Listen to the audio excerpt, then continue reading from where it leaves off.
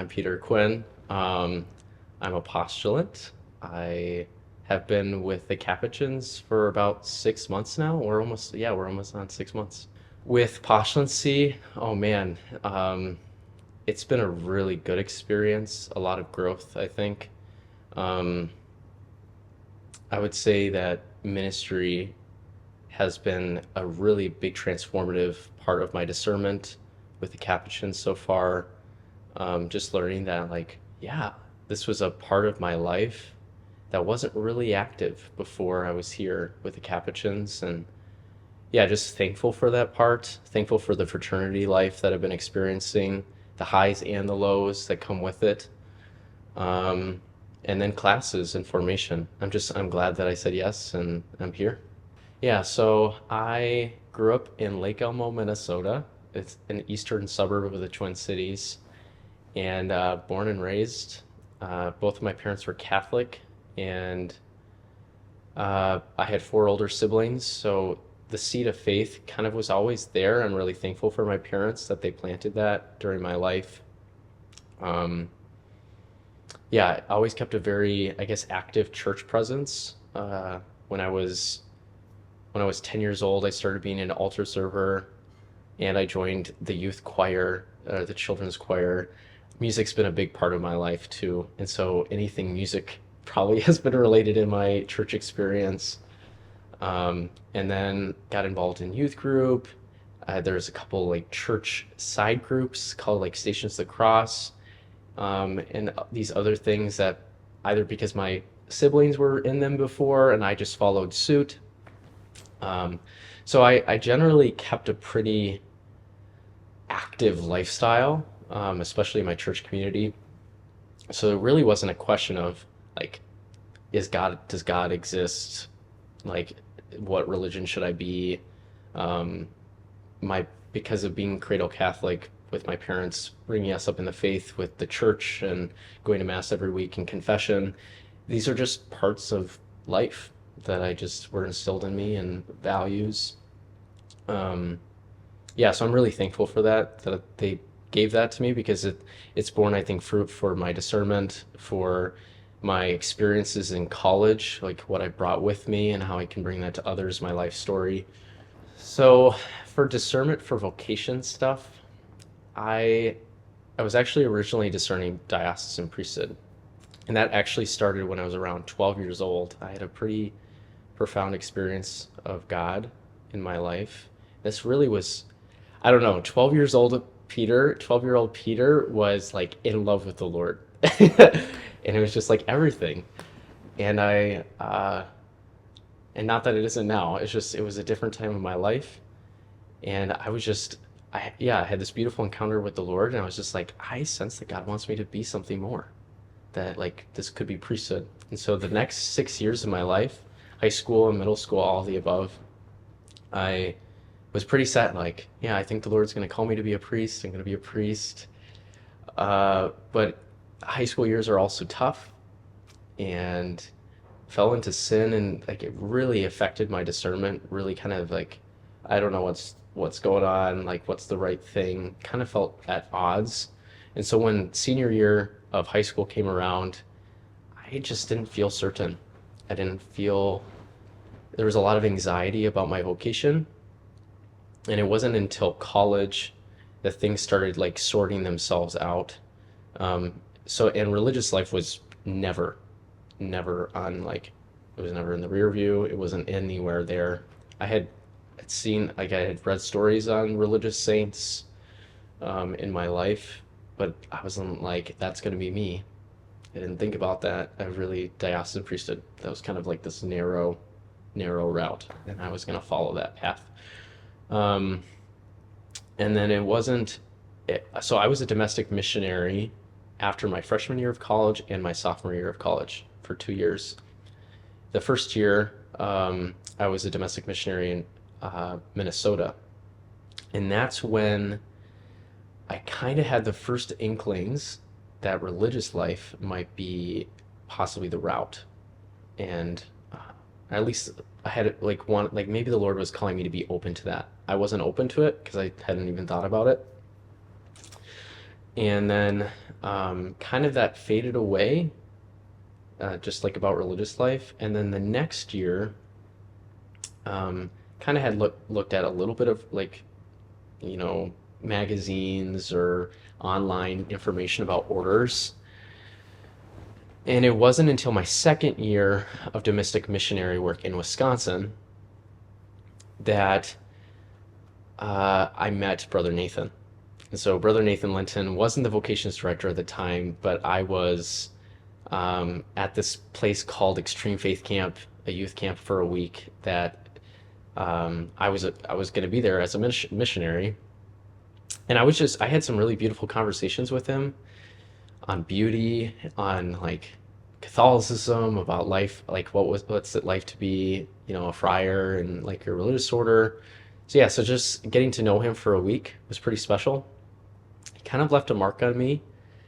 And then that next year, so I had actually, before then, I had actually been applying to the diocesan seminary. I basically had made the decision, okay, can't think about it anymore. You actually have to make a yes. Like, that's just part of discernment. You got to say yes to something. So I eventually said yes to diocesan, discerning with that, and then I didn't get accepted. And so that kind of put a crossroads in my discernment. And this was actually around the same time that I met Brother Nathan. It was in this crossroads of discernment. And that's that next year, I really was trying to be like, I wonder, maybe religious life is something that I've been missing. Maybe it's something that I just haven't paid attention to enough. And so I reached out to the Capuchins the first time, and they said, it sounds like you want to be a priest, but if God's calling you to be with us, he's going to call you to be a brother first. And so I prayed about, you know, Lord, I don't know if I'm called to be a brother, but if you want me to be, like, make that a desire. So that next year, I really prayed about being a brother. And it wasn't until after my junior year, in that next summer, most of the discernment stuff, weirdly enough, happens kind of in the summers for me. I was in Michigan working with Focus Summer Projects, a program, and it was just the prime place for discernment. It was quiet. There was Eucharistic adoration, silence, kind of ministry work, like work experience. I was living with other young Catholic adults that were trying to discern their vocations, whether that was marriage, religious life, priesthood. So it was just great. It was just a great place to discern. And there was um, there was just multiple prayer experiences where the Lord opened doors that I couldn't have opened. He was just like, I want you to read the Capuchin constitutions. And I was like, okay. So I did. And I read the section on prayer. And I was really taken by the first words just of the kind of like their description of how they saw prayer. And there was this desire in me that said, I want to pray like that. I want to pray like that. And and then there were a couple meditations in a prayer supplement booklet called the Magnificat that were really speaking to me. And I think over time, like in my discernment, things started to become more like desires, like paying attention to my desires and seeing how maybe the Lord is blessing those and working through those. And I was like, wow, like these two meditations are really speaking to my heart right now. And they were both written by Capuchins. And so I was like, okay, this is really weird. Like Capuchins keep coming up. Um, and so I was telling the spiritual directors during that summer, I was like, hey, like this information is collecting in my prayer. Like, what do you think?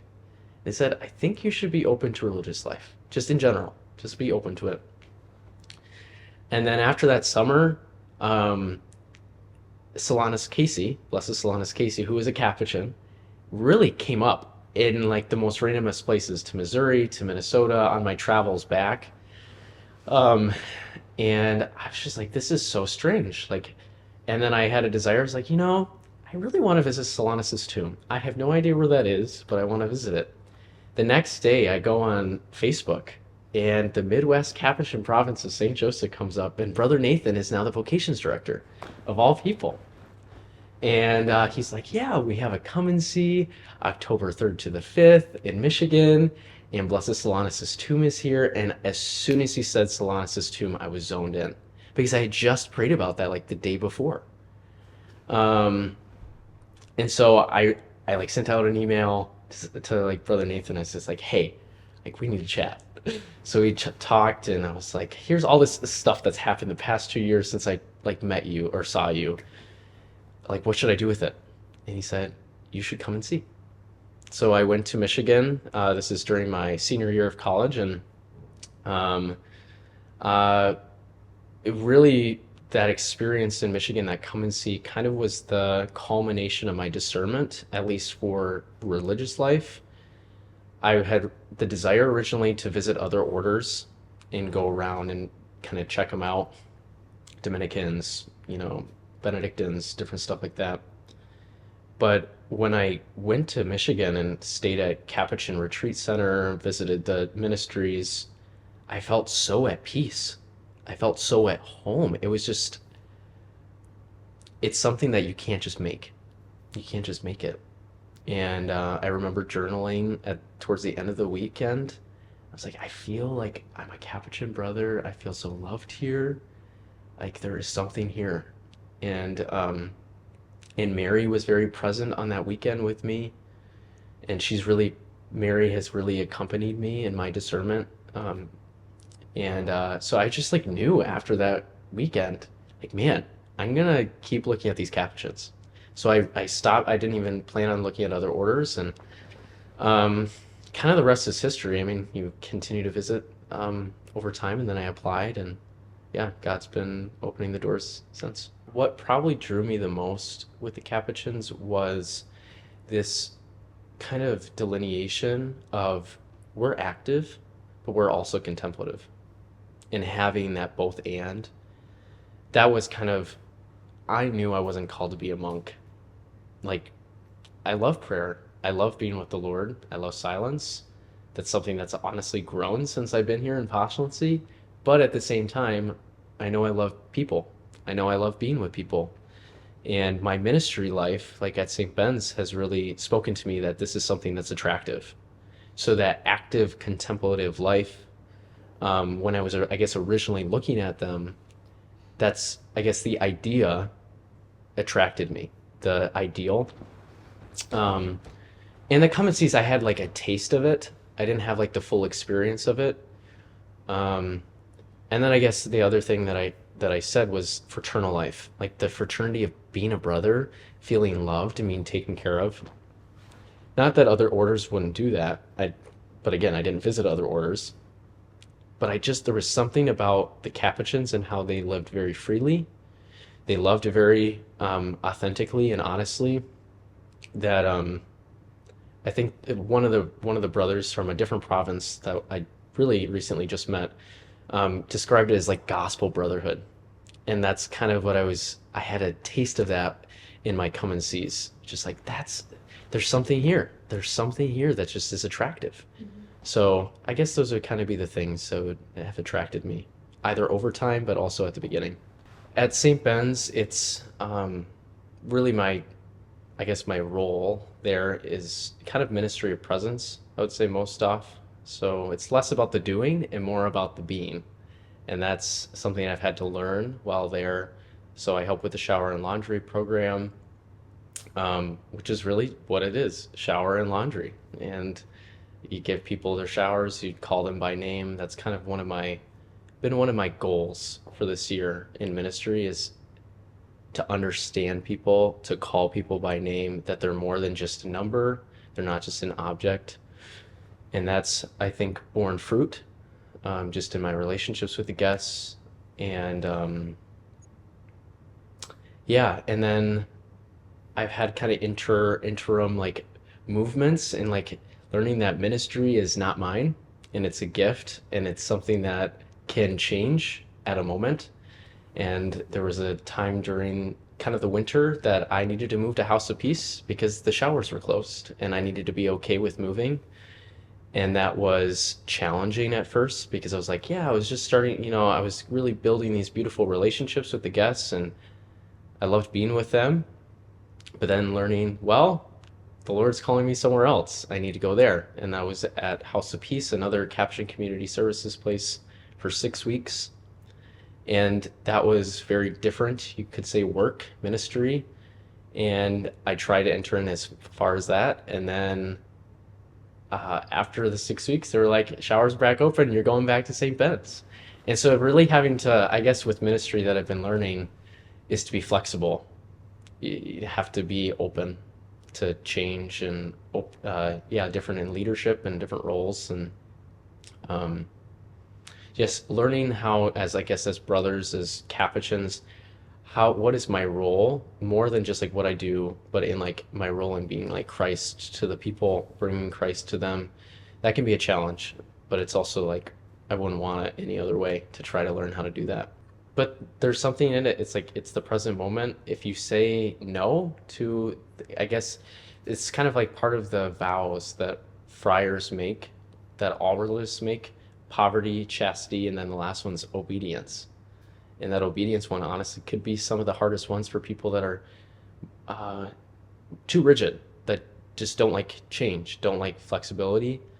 Um, I'm glad that I'm glad that I'm open to it. At least right now, I've been very open to it, to the change. So I'm hoping that I can continue to like, I guess, obey and live in that spirit. If you were discerning religious life, um, honestly, it has a lot of comparisons, I think, to married life. Is I really see my discernment with the Lord as kind of like dating, you know, part of the come and sees and going on saying those many yeses, like those just many things of like letting the Lord work.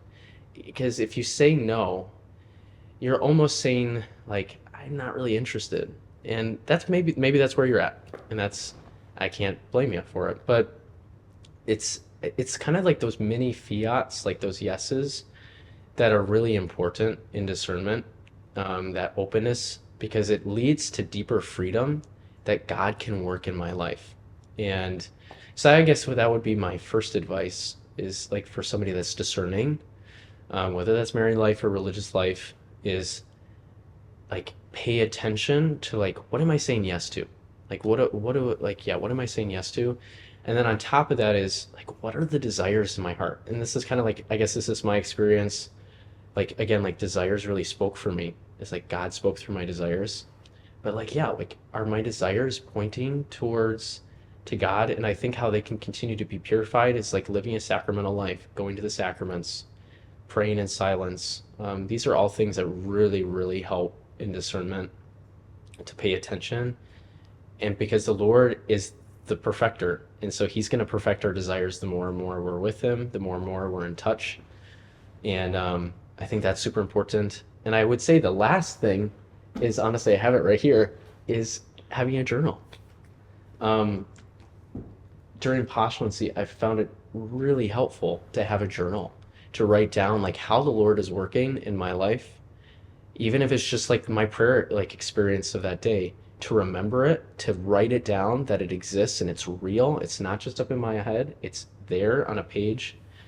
Um, it can just track like where was I a year ago and where am I now? Like how is the Lord working? I would say that's really helpful for discernment for a young man or even a young woman. I would say probably the things that I would, um, you can scratch that. um, I would say there's a like blessings and sufferings that come with religious life, and they come hand in hand. Um, I think when I came to discern with the Capuchins, sometimes I think I fell into like, oh, it's all gonna be roses and flowers and buds, and it's gonna be just great. And there are those moments, and there are those consolations, and you have to acknowledge them and accept them, because it's easy to just be like, oh, but it's supposed to be hard, maybe, depending on like your mindset. Um, but the reality is like one I guess clear example is I see fraternal life or life in community as both a blessing and a trial. It's there's this gift of being in common, living together, praying together, that is just really attractive, and it has been very life-giving because it can support you and be with you in those times that might be hard, or in those joys they can share in them with you.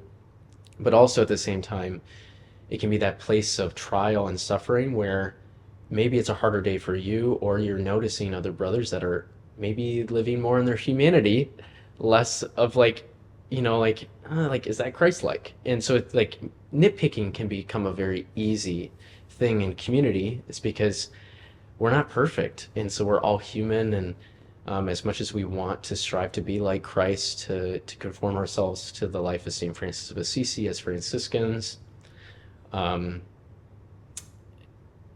it's not always perfect, and that I guess it's the blessing and the curse or the trial that just accompanies it. That would be one thing I would say.